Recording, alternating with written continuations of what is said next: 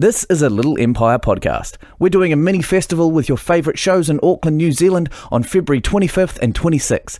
Details and tickets are at littleempirepodcast.com/live. You're going to play that dastardly intro again? Ow! This movie's still fine. There's a Coley pasta. One of them dies, that goes screw. One of them's a hottie, his name is Jay. One of them looks like Johnny Depp, and his name is Johnny Depp.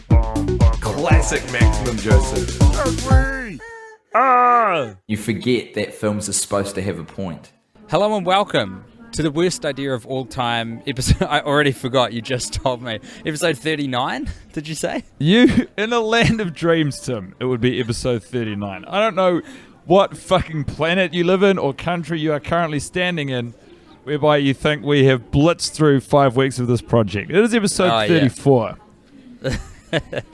It all starts moulding into one. This is Tim Back coming to you from Narita, I think I'm saying that right, airport in Tokyo, Japan, on my way out of this gorgeous country.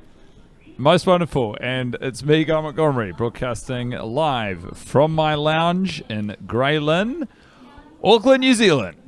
Why are there no TV shows that do come from a lounge?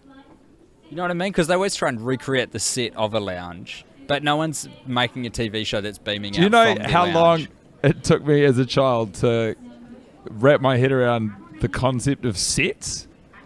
And how genuinely confused I was by the fact they weren't just using pre-existing rooms in houses and instead building these fake ones. Yeah, I can understand how for a kid that would be a bit of a nightmare concept to try and grasp, eh? It's just crazy to me. I'm surrounded by a lot of distractions, a lot of bright lights, a lot of noise, a lot of people in my immediate proximity. Yeah. I have, if I may, Tim. So after the last episode we recorded, wherein you'd arrived in a beautiful jazz bar. Yeah. In Kyoto. And I believe we spoke briefly on the train, didn't we, when you were travelling there? I think you and I tried to make it work on the train, but the Skype connection couldn't hold because I was travelling much too fast. Yeah. So I had dinner with my sister, who's just moved to Auckland, the same city that I live in, that evening, and her flatmates. And they were talking about how one of the biggest social faux pas you can make throughout Japan is speaking on public transport. Absolutely. Without question. Oh, were you fully clued into this fact? Oh, of course. You can't not be and be a functional member of society. You walk in there. You know how you just get the tone of a place walking in? The tone is set. You know who ignores the tone? Australians. The only set of people who I've been surrounded with in this gorgeous tourist hotspot that breaks that cardinal rule are Aussies. And they are so loud and so brazen. They are truly the new Americans. I love that you're sharing this, and I'm also sort of flummoxed by the fact you're telling me this in between admitting to the knowledge that you were breaching this exact same social construct. No, look, the hypocrisy is not lost on me, but let me say this in my own defense. Right now I'm fine. I'm in an airport, there's a lot of noise going on, everything's moving and shaking. This is okay. On the train, I was trying desperately to be so quiet, and I thought it would be, almost funny to go against the grain to try and do a record in that kind of an environment. Much like the jazz bar, I was disrupting a social norm, but I was acutely aware of it. The Aussies, they're just yelling for no good reason. The other argument you could make is that to ears outside of the Antipodes, the Australian and the New Zealand accent is so similar that surely if anyone was to lay an accusation of being rude at your feet, you could just dismiss it as the behaviour of a rapscallion from our hotter neighbour to the west. In fact, maybe the people who I was encountering yelling a lot were actually Kiwis, and I myself couldn't even discern. The thing that got me about it, Guy, is that it was like half a dozen dudes, and it was in an elevator. I was like, come on, this is the closest proximity you can be to perfect strangers in just everyday life. And you guys are positively yelling to each other. It's not right. I dream of one day having the either obnoxiousness or confidence to just continue a full-fledged conversation into an elevator with multiple other people. I think it's such a badge of honor for those men. Just so you know, Tim, the Wi-Fi in the airport at Tokyo is a little bit choppy. So I'm just letting you know that. I can't imagine that there's anything you can do about it. But, the more you know. I'm still on my 4G. I'm trying to eke out the last bit of value from my SIM card before I leave. Will you just download video content that you're not even interested in before you leave, I've gigabytes or megabytes on a plan? Downloaded a shitload of podcasts, I'll tell you that, while I was on the train. It's a good time. Exciting times. Anywho's, we've done everything but address the fact that we just watched We Are Your Friends for the 34th time. The elephant in the room. Certainly. And what an elephant. Tim, how was it for you? Where were you watching it? How hard or easy was it to focus on the action? So hard to focus on it, despite me being on a train. So I was just in a seat. There was a window to look out of, but my headphones were in. So in an audio sense, it was completely encasing me. But it was impenetrable this week. I couldn't engage with the thing. Couldn't get in there. Couldn't get into the hearts and minds and souls of these boys. That is so interesting to me because I was just on my haunches going in and then somehow managed to extract not the most value, but certainly the most eagle-eyed screening I've had in a while. I think just to remedy how sad I was feeling about it, my mind still drifted, but I was watching it like a hawk. Couldn't put anything past me this week. Huh. You did warn me that you took a lot of notes on this watch. I'd love to just jump right in and start digging through that scrappy notebook. As would I. Tim, I'm going to put it to you. When the boys get paid their feeble sum for filling that nightclub with 562 patrons, and Jarhead is furious with whoever's in charge of taking care of the books at said establishment. Yep. Does he say, I'm going to murder that cheesy motherfucker, or does he say, I'm going to murder that cheese stick motherfucker? I didn't hear the MF. I just, every time I've heard it, I'm going to murder that cheese stick. Oh, you didn't hear a motherfucker. Maybe it's a separate comment that he makes afterwards. I'm going to murder that cheese stick. Pause. Mofo. Look, I'm not going to say it. I'm in an airport. I'm not going to say it. Yeah, no, and fair enough. Fortunately for you, the motherfucker is the least of my concerns. Have you always heard cheese dick? Yeah, that's what I've been hearing week after week.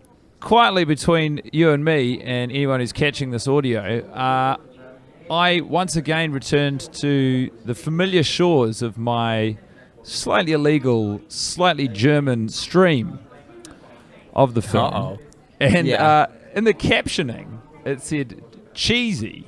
And I thought, I don't know why I second-guessed myself. I mean, I don't know who's more familiar, the annotator with the film or me, but I thought surely he was saying cheese dick motherfucker. It seems so restrained to call him cheesy.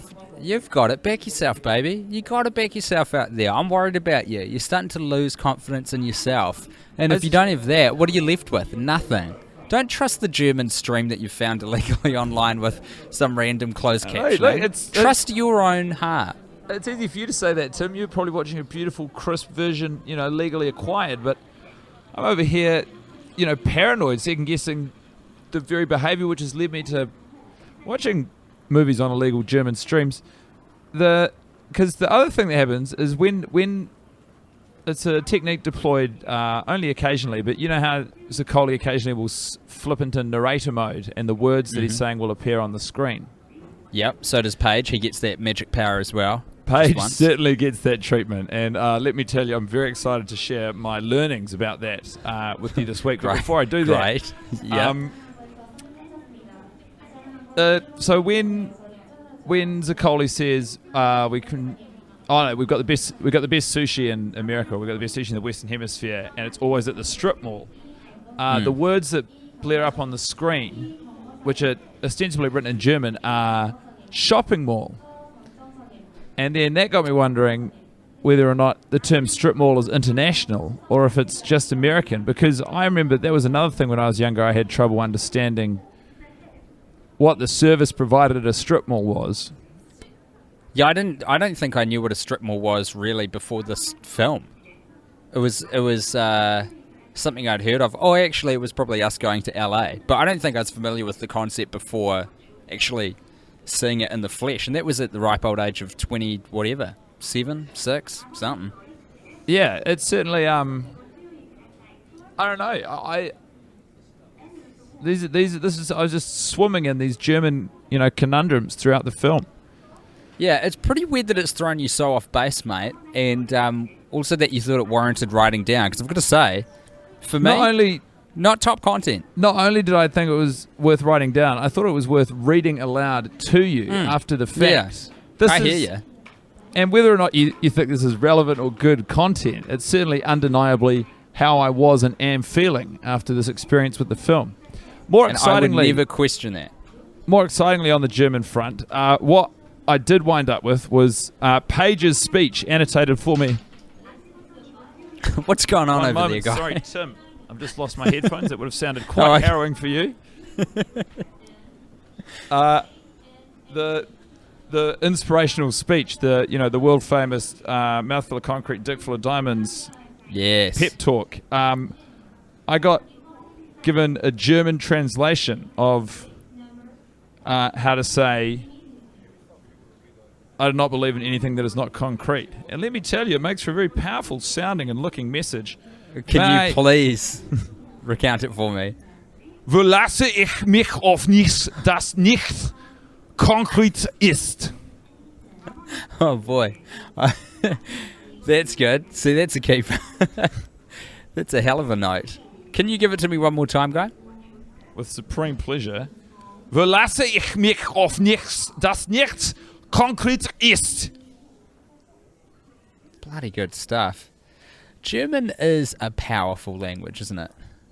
Yeah, it's it doesn't have rounded edges. It's all corners. Yeah. Yeah, you're right about that. It's all hard edges on there. I mean, it is a pretty powerful statement, though, even in English. But the German is like some sort of blunt instrument, some sort of sledgehammer. I love that about it. I feel like it's leaning into the mood of that moment. That's really cool. Maybe he should have delivered it in German anyway. Well, I imagine, I don't know how it works. Gosh, this is very ignorant of me. I don't know. In other countries, when we broadcast movies in English that are foreign language, instead of redubbing them, we just watch them with subtitles. But, TV shows and stuff, they get actors to redub all the lines. I wonder if there's a German... Stuff gets redubbed for us to watch as well. Probably my biggest experience with that, funnily enough, is anime. Your Dragon Ball Z's and whatnot. It feels like it would be pretty weird to watch anime with subtitles. I reckon it'd be better, though, because I feel like they're doing less fucking around with it and you're getting a more pure product. Yeah. They cut all the best stuff out of all the American anime because everyone freaks out about upsetting the kids. Kids love everything that you feed them, both in terms of actual food materials and content on anime shows, all the way down to just the way you talk around them. Sex. They're just sponges for content. Absolutely. I just want to tack on something to you brought up earlier, the moment where the boys get paid. How loudly is that coming through, by the way? Because there is a hugely distorted voice giving me instructions which are indecipherable to me. I don't even know what language they're being spoken in. But I feel like they're coming through probably pretty loud for you as well. No, certainly it does feel like someone has to get on an airplane pretty urgently, Tim. But as far as I can tell, that's neither of our problem. The moment where the boys get paid, like this occurred to me a little bit last week and just hit it home this week as well, so I might have brought it up last episode, I don't know. There is no way that Johnny Depp has not stolen the money off of them. Oh, I know. And that it's crystal clear. Because, first of all, if you were the owner of the club or even like the staffing manager or whatever, and you're paying these promoters, there's no way you're going to go to the trouble of dividing it up to respective envelopes, depending on how many people are receiving the end product. That is not something you would spend time doing whatsoever. And then when they figure out that they've been shortchanged, he changes the subject to this bizarre diatribe about Instagram instantly, apropos of nothing. This strange non sequitur, and just to try and blindside them with some other thought process so they take the heat off him. It's never been more obvious to me than this week that Johnny Depp has stolen from the boys and put them on a cataclysmic course towards Pageville, who we found out in the last episode is half of this universe's interpretation of the devil. Undoubtedly, Tim. And more than that,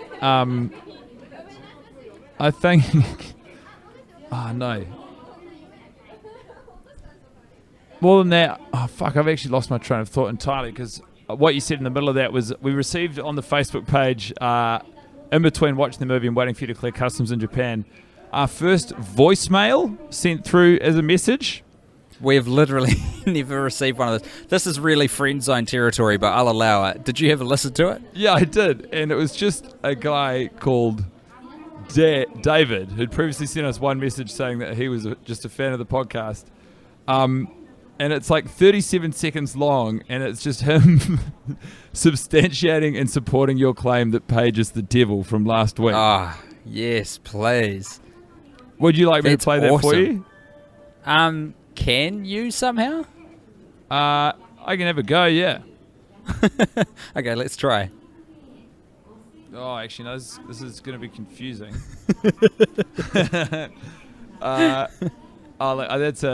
We'll just bookmark that for now.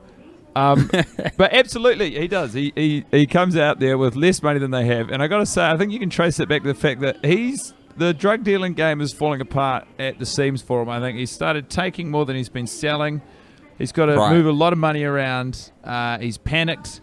You can see his brain's not there. He's scattered, isn't he? He's shaving off facial hair willy-nilly. He's talking about inventors of Instagram and, pyramid schemes through he's off real on all estate, sorts, isn't he?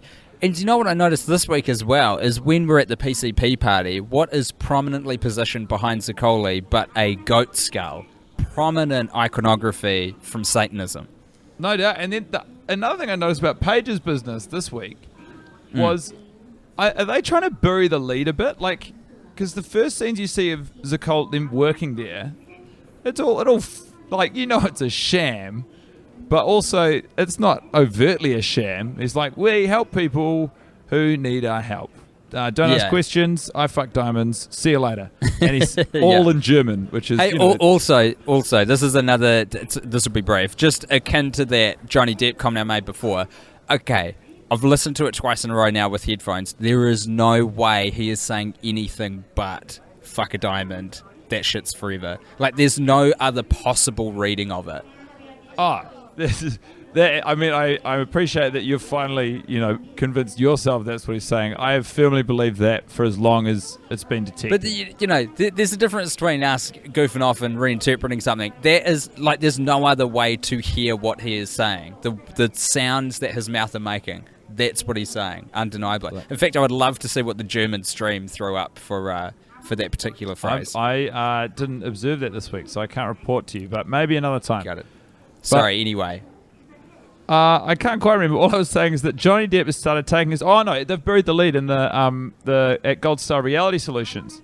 Because, he's like, blah, blah, blah, this is what we do, but you don't necessarily know we're bad guys. And then they start doing work, and, you see Zaccoli starting to put cash in a shoebox, which for me is, fucking alarms are ringing immediately, but Zaccoli seems to be either willfully ignorant or, happily ignoring where that cash is coming from.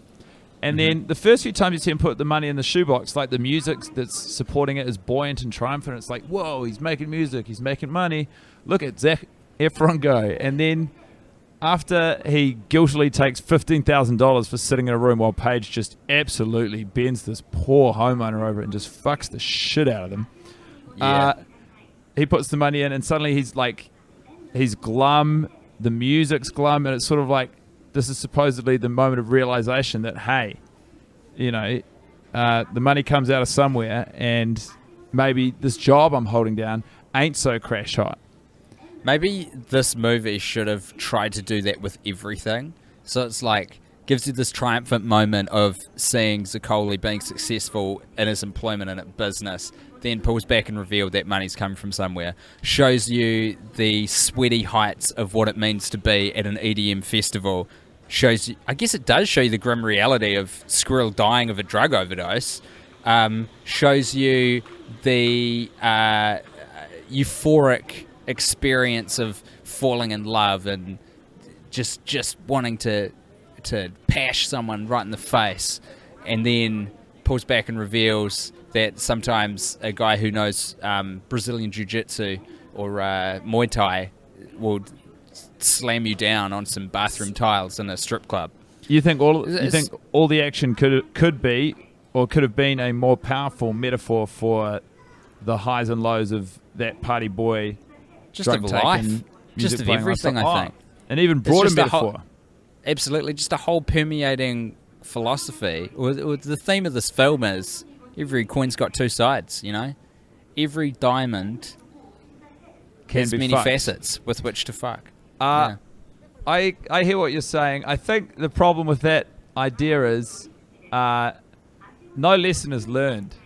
Like, you know when you do an English essay in high school, in English, where you study a film and they make up a big dumb thing about what the theme is, which the teacher has clearly gotten from some textbook that they've been given, which someone just made up in a room somewhere, and they're like, this is definitively what this movie's about. You can make a strong argument that that's what We Are Your Friends is about. What you just said. Yeah. Consequences. Yeah, you could make a strong argument about anything if you really felt like it, but it's horse shit. What a cop-out. He fucks his mate's girlfriend. Yep. He, kills his friend with drugs. He takes, $15,000 from a woman who's losing her house. Yeah. And at the end, he's still just having coffee and doing fine and having sex with somebody. That's a really good point. That's a real good point. And actually, the very last shot we see is of him being a successful DJ at a music festival, which is the one thing he always dreamed of. So, also, in spite of the fact he still can't make very good music. Yeah, there really are no consequences. And so, yeah, okay. I feel you, Guy. You've really shot me down in flames. No, it's fine. It's just... And then the other thing, there's other stuff I noticed, when he makes that first song, when they get Somali to do the vocals, and it's all very exciting.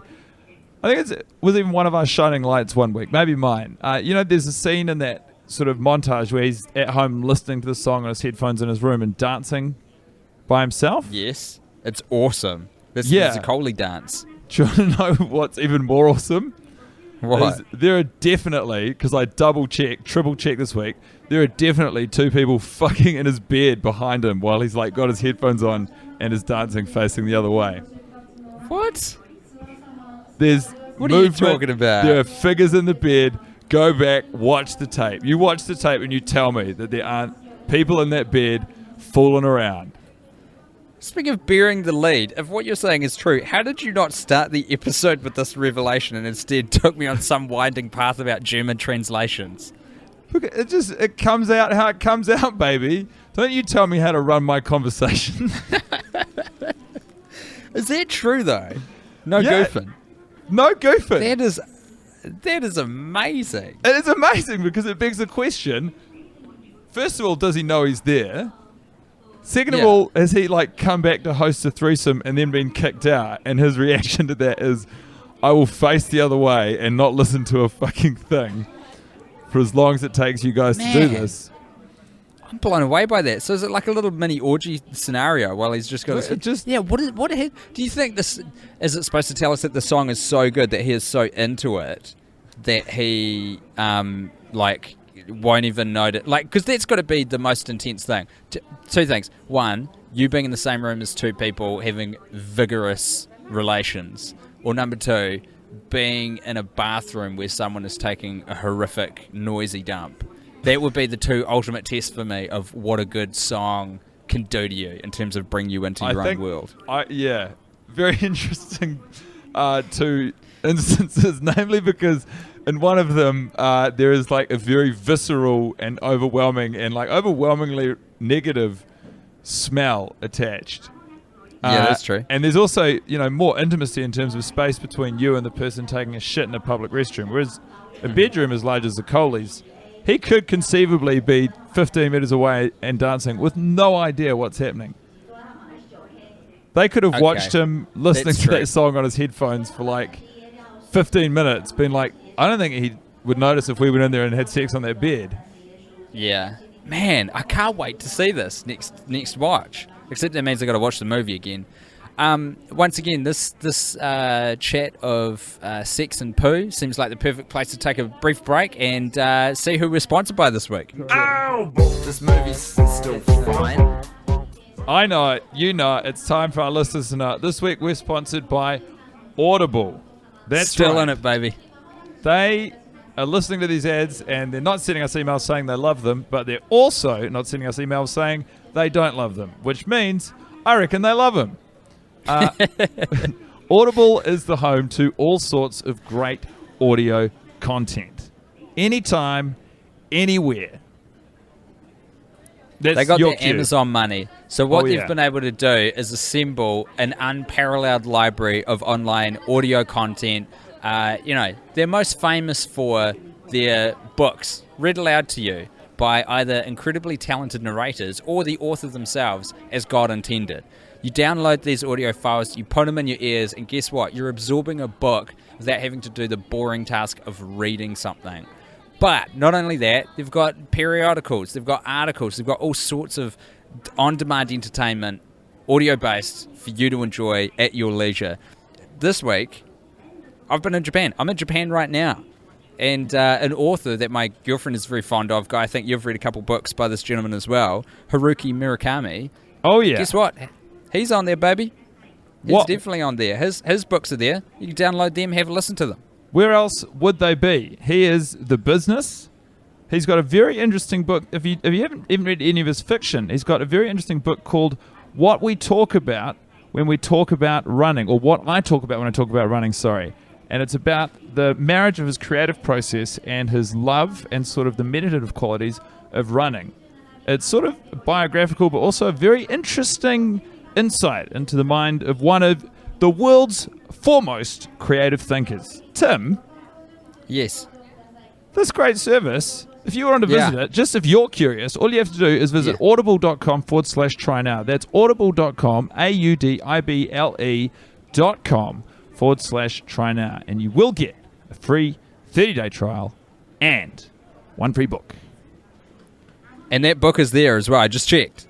What I talk about when I talk about running. You go get it. Audible.com/try now. Ow! This movie's still fine. And we're back. That we are. Guy, I took some notes as well, and I'd like to kick off with my shining light, if I may, of this section of the episode. Also, it's a real race against time at the moment because my battery on my laptop is fast draining. It's telling me that I've got about 20 minutes left. What does that mean in actual minutes? Do you know, who knows? Who really knows? I don't think the computer knows. It's taking an educated guess. Computer and phone batteries are the opposite of sports games, like American sports games, whereby when you're watching, say, a quarter of basketball, it lasts 12 minutes, but everyone knows it lasts probably closer to between 30 and 40 because of all the timeouts. Yeah. So the amount of time it says it will take and how long it takes is longer. All technology batteries are bold-faced liars, and I do not know how they're still getting away with it. Just collectively shorten your expectations and lessen our disappointment. 100%. And they also do weird things like it'll go from 100% down to 60% instantly, and then hang around from 30% to 20% mark for like, I don't know, 6 hours. It makes a phone. No sense. It's craziness. Anyway, my shining light this week is when we're at the party that James Reed from The Fearless has hired Coley, the crying DJ, to DJ at, and he's giving the very sanctimonious speech to Somali about how music works. And then, oh, wait a minute. Yeah, that is that party. And then the boys show up to pick up Coley. Thank you. He needs to be shouted down for that fucking speech. He bloody does. And this is a woman who spends all her time at EDM festivals and like booking gigs for James Reid, the biggest DJ in the world. She knows what tempo is, mate. She knows so what beats per minute confident. are. He's interesting. It's insane. Anywho's, at that party, eventually our attention turns to Jarhead, to Squirrel, and to Johnny Depp, who show up at the party to pick up Zaccoli, but they are ready to party. And Zaccoli gives them one instruction: just be cool. Jarhead is insulted at the notion that he wouldn't be, announcing to no one in particular he's the coolest fucking guy in the world, and then proceeds to start a fight with someone because he's interrupted a little session of someone trying to get a piece from a girl poolside, and then he gets mad like he's not the bad guy in the situation like he clearly is, and then ends up calling someone, saying that they are dressed like Hillary Clinton, throwing them in a pool. Here comes my shining light guy. You ready for it? Like a curveball. When we go under the water of the pool to follow the gentleman into the looking pool, we are through the looking pool. The music suddenly goes into an underwater zone where it like cuts everything out except for the bass, and it gets really watery. And every time we've got a shot from up above the water level, it goes back normal, and then we're back down to the underwater camera, and it gives us that warbly kind of sound. I'd not noticed it before. It's impressive work in post-pro from our audio person. I just want to commend them for that. It's one of those things that I feel like I haven't not noticed it, but I've just kind of absorbed it without consciously articulating it in my own head, you know? A beautiful moment and a triumph in filmmaking. Guy, I've just been told that we're boarding. So keep talking. I'm going to keep recording for as long as I'll allow, but let's get through the business. Okay. Well, may I just say that you set the scene for that shining light beautifully. I mean, to say that you're the coolest dude in the world and then start a fight because someone doesn't want to listen to you talk about the sushi they have in the valley. I mean, you couldn't say something and then deliver the opposite anymore if you tried. Now, my shining light, Tim, if I may, is when Zaccoli first hears that Somali's working in a cafe and he sort of heads out there to say, "What's up, how are you?" He arrives outside the cafe. He's carrying a skateboard. They never show him riding it, I guess because maybe he can't. And there's a guy sitting outside the cafe, like staring at his phone with his hand on the side of his face, looking quite like a misery guts. Like things aren't necessarily going that well. The next thing we see is a shot from the inside of the cafe, looking at Zaccoli from the torso up, and he's walking towards the window, almost directly in terms of physical space towards where that very miserable man is outside looking at his phone, drinking his coffee. The next thing we see is Somali, and then back to Zaccoli, tapping on the window to be like, "Hey, I'm out here." Literally the only space he could be occupying is directly on top of the table where this miserable guy is looking at his phone. There is no way Zaccoli's dick is not in that guy's coffee right now. Wow. There's no way in terms of physical space that anything else could be the case. And I gotta say, once you see the box office gold. Yeah. Just getting it ready for the next scene. Far out. That'd be quite exhilarating if you were working on the film and that happened to you, though, if you got that kind of exposure from the man himself, Zac Efron. Yeah, I mean, certainly thrilling. But the movie doesn't really address it at all. And then, you know, what do we know? What's to become of this guy? Like, this could be an origin story for Coffee Guy. Whoa. You know, there's a reason he drinks that coffee so fast. Because he's afraid someone's going to come over and flang their dick in his cup. Yeah. Yeah, okay. That could be it. That's a very specific fear. Well, I would defy you if you're in a public space where you think, generally speaking, you're going to be able to get the coffee mug from the table in front of you to your mouth without fear of a dick arriving in it. And then, for some reason, that innocence is taken from you. I'd say that would stick with you. I'd say that would probably have a permanent impact on the pace at which you drink your coffee. No doubt. It's going to be etched in your DNA. Certainly is. Well, I don't know if you could real quick come up with a little getting sentimental, because this gate is coming before my eyes. Certainly. 36, I'm looking for 42. Only if you'll sing with me. Oh boy. Okay, here we go. 3, 4. Getting sentimental with James Reid. Airport edition. James Reid is... He knows that Zaccoli he works, on the move. He moves around a lot for Guy, travel. Just to give you a mental picture as well, Zoe chucked me what is a combination of a bemused but very side-eye look at that little number that I performed on an escalator. As well, it was deserved, Tim. The behaviour you were displaying is antisocial and bizarre. Yes. He knows Zaccoli moves around a lot for his work, whether or not it's, taking people's houses from them, it's driving to sell drugs at music festivals, it's flying to gigs around the place. What does he need for these travels? A knife. Mm-hmm. A knife that can fold in on yes, itself. Please. You know how pro I am of this particular direction you're Absolutely. taking. It's got a gently serrated edge. It's got a clip so you can wear it on your belt. This is a Tim serving gift. This isn't self-serving for James Reid. It's just bigger than flying size. And Man, I'm starting to get a little box office gold myself, just talking about all these knives. yeah, well, all I'm saying is it's practical, it's self-serving. What's not to like about it? And that, to the best of my knowledge, is exactly what was inside the box this week. Mate, you nailed it. On that note, I'm going to go. Feel free to wrap up the episode by yourself, Guy, if you just want to go slightly longer and put a bow on it. But I'm going to bail because I've got to get on a plane right now. Yeah, sure thing, buddy. I'll see you later. All right, all the best. Bye, everybody. Bye, Tim. Have a good flight, Tim. Bye, Zoe.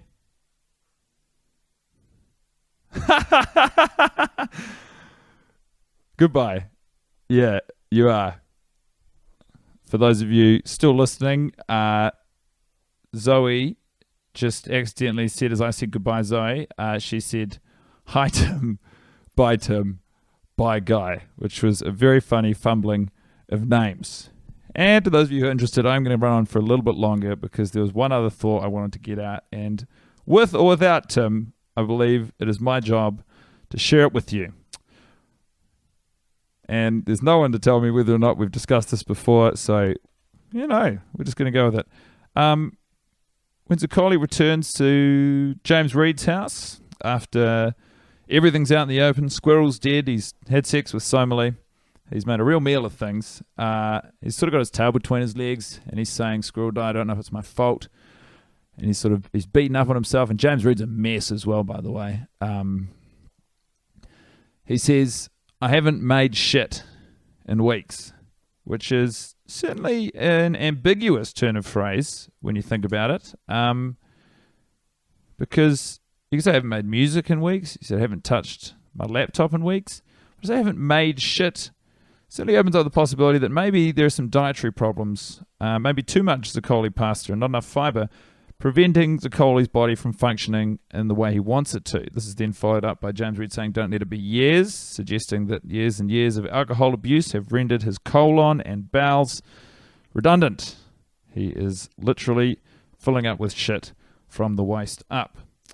And very tangentially related, I have been sort of away from home a little bit recently, and there's a calendar I keep with my girlfriend in our room. It's actually hers, with different poo facts for different days of the month.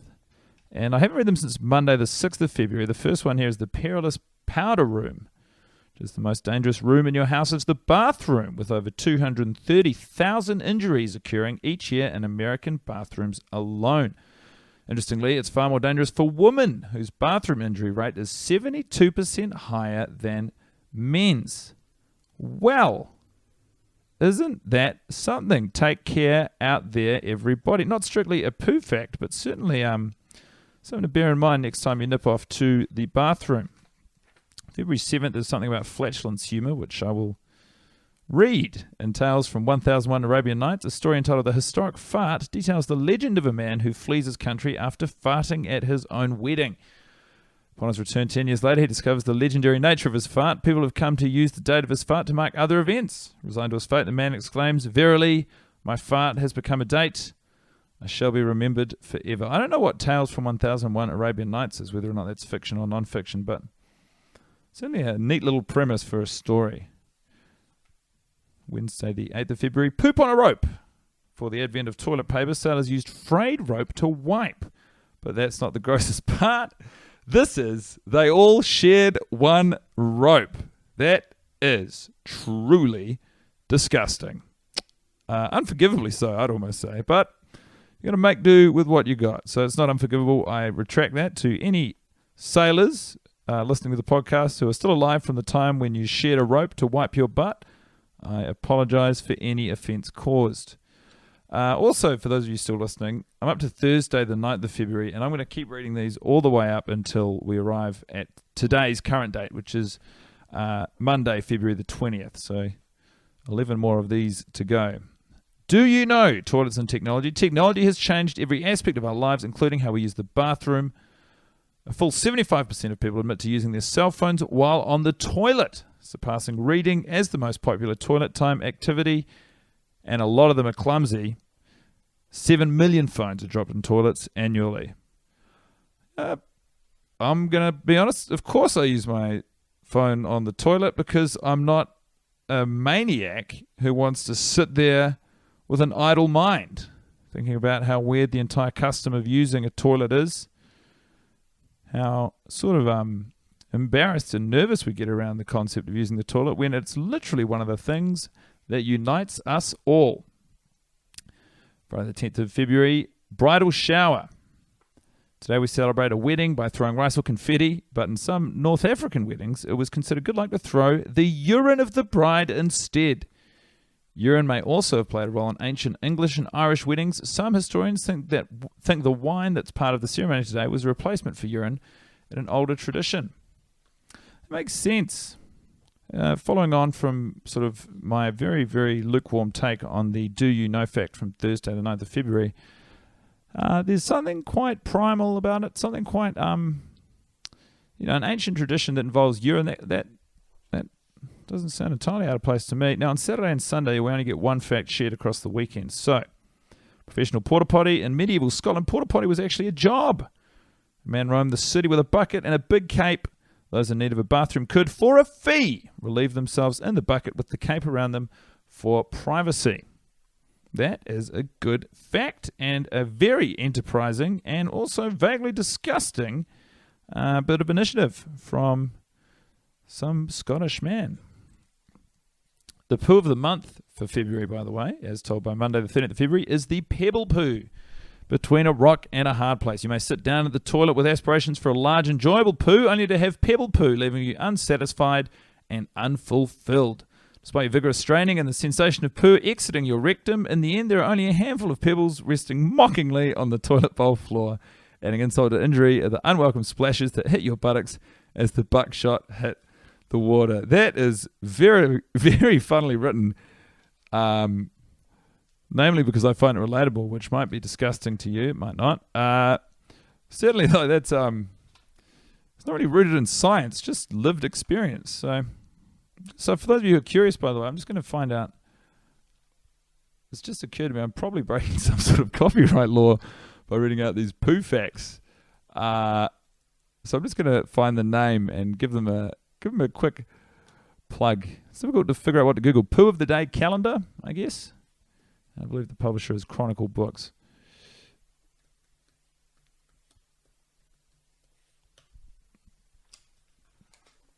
What's your poo telling you? 2017 Daily Calendar, Chronicle Books. From the authors of the best-selling book, What's Your Poo Telling You?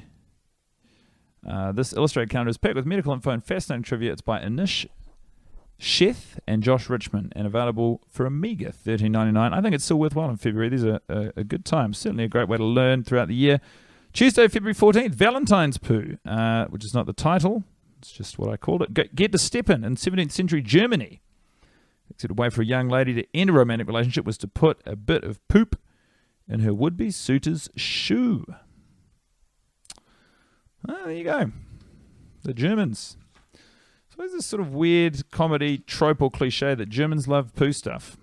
I haven't spent enough time in intimate situations with Germans to know whether or not that's true. Wednesday, the 15th of February, hemorrhoidal hymns. Some gifted souls have an almost magical control over the size of their anal aperture and can willfully alter the intensity, duration, and pitch of their flatus. Structures like hemorrhoids, which protrude into the anal canal, dial up a fart's volume by rendering flow more turbulent. Thursday, the 16th of February, really working hard for you guys over here. Dr. Stool says, black poo. Stool sometimes diverges from its usual brown colour and emerges as a dark black shade. Newborn babies actually poo a very sort of almost tar-like colour. This can be caused by foods that are high in iron or iron pills, bismuth compounds, e.g. Pepto-Bismol, or blood from higher up in the digestive tract. 17th of February was a Friday. It's the law, illegal log rolling. Portland, Oregon prohibits the wearing of roller skates in restrooms. Bit of fun there to imagine what circumstance exactly led to that becoming a law, but I imagine the person who was put out wasn't just the person in rollerblades. Certainly a very unwelcome invasion to a cubicle. So it's difficult to know who's got the highest status in that situation, because on one hand, one of you is taking a poo in a very vulnerable position, but on the other hand, someone is wearing rollerblades. I always think in that situation between, if there's a fight to break out between someone who's doing a poo and someone who's not, the person who's pooing is surely in the position of power, because just that human instinct to avoid it and be disgusted by it, even with adrenaline coursing through your veins, surely would, even if it's just for a split second. Anyway, Saturday and Sunday, the weekend just been 18th and 19th of February. Do you know? Major components of human farts are nitrogen, 20 to 90%, carbon dioxide, 10 to 30%, hydrogen, 0 to 50%, oxygen, 0 to 10%, and methane, 0 to 10%. And Monday, the 20th of February, Lincoln, the stinking Lincoln. Lincoln is known for his noble achievements, but in his day, he was known for something else entirely, his love of potty jokes. Lincoln was reportedly a treasure trove of jokes and humorous stories and favoured the scatological ones. Unfortunately, no record of his favourite jokes survives, though it's said he once made a court bailiff laugh so hard he fell out of his chair. And with that, we are now up to speed. Remember, I'm just going to tell you again, it's What's Your Poo Telling You?